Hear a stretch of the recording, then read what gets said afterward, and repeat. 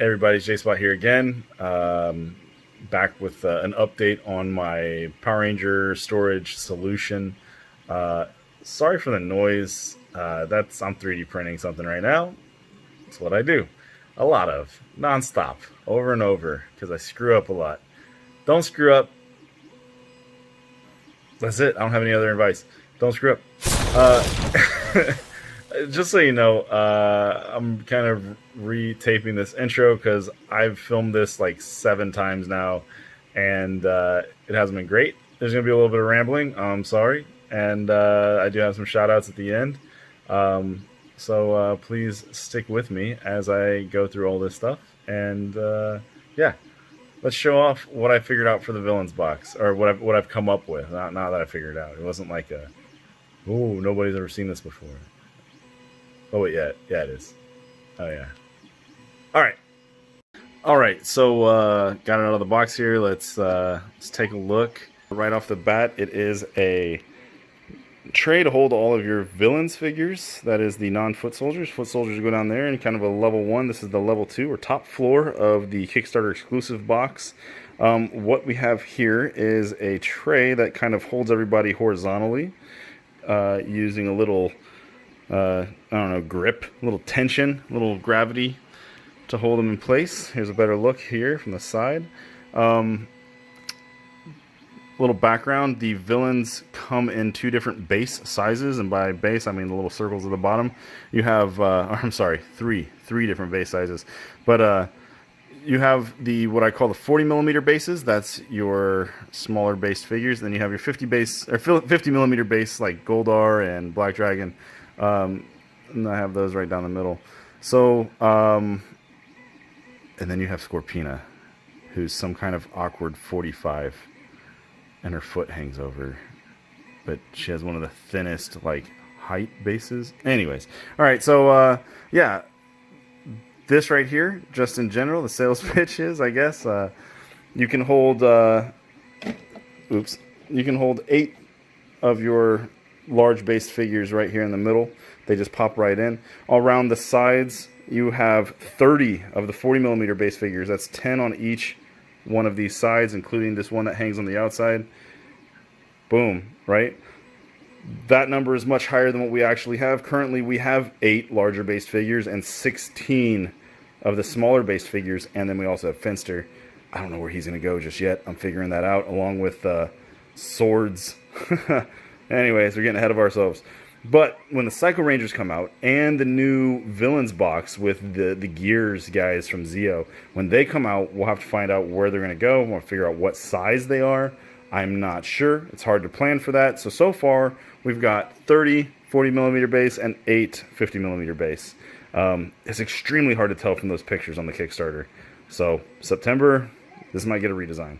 Then again, this needs a redesign right now. The reason why you didn't see me take it out of the box was the base is a little thin. Need to come up with a stronger way to lift it up. Maybe a handle or something. Anyways, let's take a look at what it does. I have these little cups here, and don't mind the stringing, right? I'm printing at a very high speed to get this done quicker. I have these little cups that I cut out that are the diameter of the base for the specific sized figure, along with these little balls. Yes, these magical balls that will basically just hold them in using gravity. So you can look at Poluticorn right here. He's held in. Maybe that looks like he's touching some other figure. So you're saying JSPOT. Smoke and mirrors. You're tricking me. All right, well, then let's look at Rita over here. Look at Rita just floating. All right, she's literally floating. You know, the way that this works is you literally just take a figure. Sorry, doing this with my left hand. I'm not left hand dominant. Take a figure. Gosh dang it. Here we go. You take that figure, you slide it in here. Boop. That's all you gotta do. It's gonna hang on. And using weight and gravity, leverage, those little balls are gonna hold them right in place, dude. So you just let your figure go in there, touch on those balls, and this bigger figure you can kind of see a little bit better. The 3 balls down there, all 3 balls that everybody needs to hold their figures in place. That's all you got to do. I'm doing it in a little zigzag pattern. We got 2 of the smaller base figures with 1 of the larger base figures to kind of make that little sandwich there. This was done to kind of come up with the most economical route to get this solved. It may not be the last way to do it, or the final way to do it. Notice we have plenty of space on this side, whereas this side is really packed in, -1 back here. And then we also have these guys hanging out over on the side. And the kind of significance there goes back to when we get these new figures, the new villains, we have space. We're going to have space inside the box that's going to be right up here that we can either come in from the wall, add to here, figure something out. If I absolutely have to, there is more room in the box. So, talking a look about the full box here, I am planning to keep the Mega figures. And I wasn't exactly planning on talking about this because this is a failed version. But let's go ahead. This is what I'm doing for the foot soldiers. Just a nice little slider box. Very loose. This should hold the Quantrons as well. They might have to be a little bit thicker. We'll find out. But yeah, stacks of 3 deep. The reason why I say this was a failed experiment here is I forgot to add all of the Mastodon soldiers. There was 3 extras that came with one of the foot soldier packs or villain packs or what have you. So I'm actually reprinting that right now. Literally. Hey, look, take a little peek. Oh wait, Zac Efron's in the way. Sorry about that. Yeah, literally printing right now. It's going. So I mean, big shout outs to Zac Efron. So yeah, I mean, again, it's not perfect. If somebody's better at math or has any suggestions, definitely hit me up. I have found myself kind of, I wouldn't say lost, but struggling with this solution.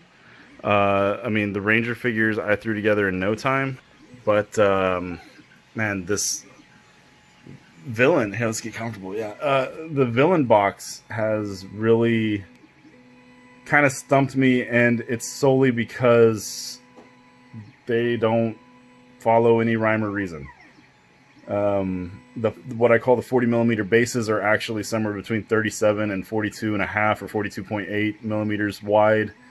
That means I can't make like a track sliding solution to hold everything. But then if you get past the bases, right, like why are you focused on the bases? Well, I'm hoping that that's one piece of continuity. It's not. So, and they're different thicknesses too, like, floor to ceiling, that is. Let's get past that. Let's quit thinking about bases. Well, every one of these villains is a different height, a different, they're different. They're all, one's taller than the other. Jesus. They're wider than each other. Some of them have big giant wings. Some of them have crazy swords that are already bent coming out of the box, whatever, So you spend all your time painting them and everything. You're like, I need a really nice box to put these in. I don't want them to scratch up. This is what I've kind of tried to come up with, right? Using the balls, the kind of leverage friction balls to set them up has kind of given us the chance to let the bases do the work, let gravity and weight do the work instead of a slide-in track that can scratch your base after you paint it or scratch the feet. This is a little more hands-off as far as that goes. Or I guess to say plastic off. What else? Man, yeah, they're just all different sizes. It's so difficult. I mean, Scorpina, she actually isn't a 40 or a 50 millimeter character. She's a 45. And from meeting some other people who play the game as well and have their game, their Scorpinas are actually different sizes than mine.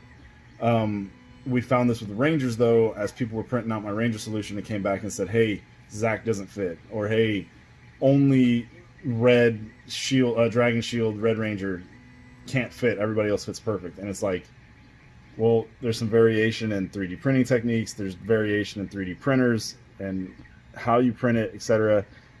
So that's to be expected. But then when we measured it, they're way off. And it's just like, holy cow. Anyways, enough about that. That's just kind of personal hang-ups on it, right? I'm trying to figure it out. I want to do the best for everybody. I appreciate everybody. And I guess let's talk about some appreciation. This is going a bit long. I'm sorry, man. This day and age is kind of allowed me to work from home, which is fantastic. But then that also being in IT has basically allowed work to have me 24/7. I'm working at all kinds of hours, and at most of this time period, I've been trying to play substitute teacher for my daughters, which is difficult, and virtual taekwondo class. It's amazing, man. Technology is amazing. The world's amazing. But this pandemic thing has definitely put a different spin on life in general.